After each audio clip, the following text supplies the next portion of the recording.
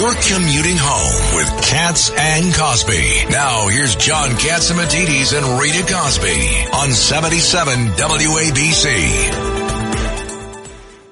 Let's go to Karl Rove. Karl Rove, senior, of course, political advisor there for then President George Bush. Karl, we're not going to ask you about hot dogs, but we will ask you about what's going up with Biden today. What's happening?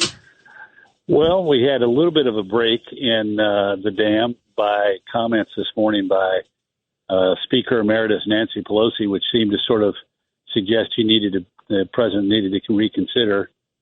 She sort of stepped back from it later in the day, but it was I think a deliberate move on her part to signal this needs more consideration. And then there's an announcement that there will be a senators-only lunch tomorrow, Democratic senators-only lunch that will be held at the Democratic Senate Campaign Committee headquarters to meet with three top officials from the Biden political operation, and clearly that's to try and box the senators in, or maybe it's an attempt on the part of the senators to finally communicate a message to the White House that they're deeply concerned about the president. You know, it's amazing, Karl, what's been happening the last few hours. I'm sure you heard George Clooney has come out. Oh, yeah. And that's a biggie because not only obviously everybody knows who he is, but he did, as we were talking with John, $30 million fundraiser.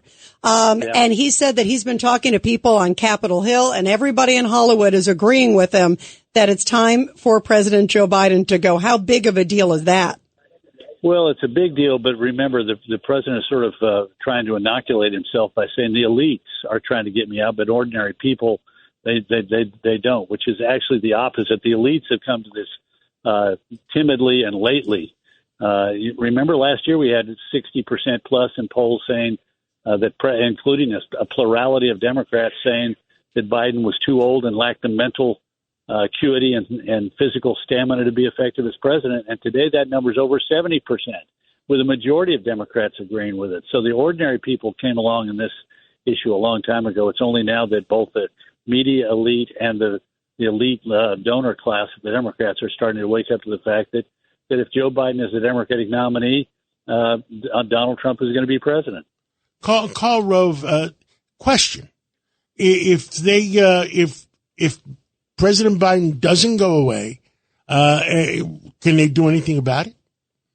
No, I mean, look, they're not going to blow up the convention. There's not going to be a person who's strong enough and have been in the contest long enough, like Ted Kennedy was in 1980, to have a significant following at the Democratic National Convention. Think about this: of the 3,900, nearly 4,000 delegates, there are exactly 43 delegates who are not committed to Joe Biden. The rest of them are on the Biden slate, meaning the Biden campaign selected him. Now, there's a good thing about that is not going to be, the Democratic convention is not going to be, 45% Bernie bros or squad members. But on the other hand, it does mean that there are people who are nominally committed to Joe Biden and unlikely to bail on him unless he signals that he's going to toss in the towel. And why I for a year and a half been saying why.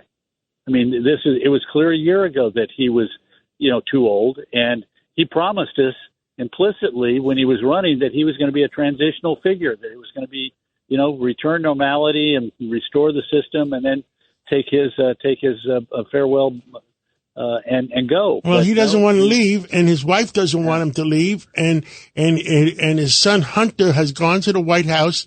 And I understand his son Hunter is blocking anybody that wants to see his father. The other alternative is the 25th Amendment, and nobody believes that 25th Amendment will ever happen. I think that's right, because that requires the cabinet to, as a group, say that he is not up to it, and I don't think they're inclined to do that. But you passed over something quickly I want to return to. Yes, his wife plays a vital role in this. Dr. Jill, as we're supposed to refer to her, clearly is the key decision maker. So is his sister, Valerie. But the presence of Hunter Biden in the middle of all this, does that cause anybody to say, what in the heck is that guy doing, giving advice to his father? Does his father not know what an unmitigated disaster, what a train wreck that Hunter Biden is? It just simply furthers the belief that there's something fundamentally wrong with the president if he's turning to his son Hunter, who's already been found guilty of a gun violation, is now going to be up on income tax evasion charges. I mean, please, really? Is that who you're relying on? Carl, I think the gun violation and the other thing, a minor league compared to the influence he had over his father on China and other countries. Yeah, well, the China thing, it was clear he's a grifter. But the thing that really gets me is Hunter Biden in January, I think it's of 2015, the former bagman for the sitting Secretary of State of the United States, John Kerry, goes on the board of Burisma, a corrupt company. The bagman has no experience in corporate governance, no experience in energy, which is the business of Burisma, no experience in Ukraine, which is where the company is operating. And 3 months later, he brings aboard the son of the sitting vice president of the United States. Now, I used to be on the board for international broadcasting that oversaw Radio Free Europe and Radio Liberty. So I was in and out of Ukraine and the former Czech Republic and the former Soviet bloc a bunch in the 90s and have followed it ever since. And one thing that is apparent was if you got into trouble with the authorities in Prague or Warsaw or Kiev, you went and hired an American because you wanted to signal that you had influence in Washington. What better signal of influence in Washington during the Obama years than to have the bagman for the Secretary of State and the son of the vice president, even though neither one of them should have been on that board. In fact, when Biden goes over in November of, I think it's 2015, he's in charge of the U.S. policy to discourage corruption in Ukraine, and he is criticized openly and publicly by non-governmental organizations active in the fight against corruption for tolerating it in his own family.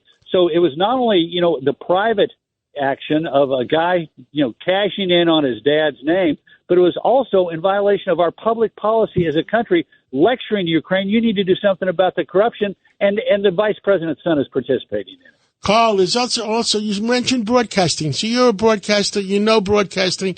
I understand there's rumors around Washington that the car companies, Ford, General Motors, they're putting undue influence on the Republicans not to bring the AM radio to the floor. What do you hear?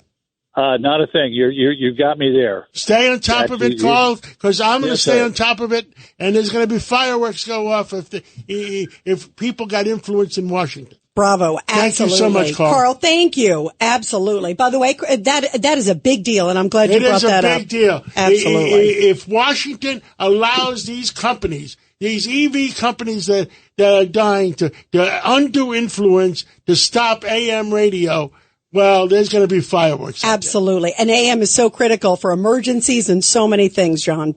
Hi, it's Lou Dobbs for Priority Gold, America's precious metals dealer. These are volatile times with high inflation, soaring debt, wars on multiple continents, and rising financial stress. Central banks are buying gold to diversify their reserves, so are many Americans. Call Priority Gold and find out how precious metals can help you diversify your portfolio. They're highly rated and happy to help. Call 1-866-303-6357 or get a free gold guide at PriorityGoldGuide.com. That's PriorityGoldGuide.com.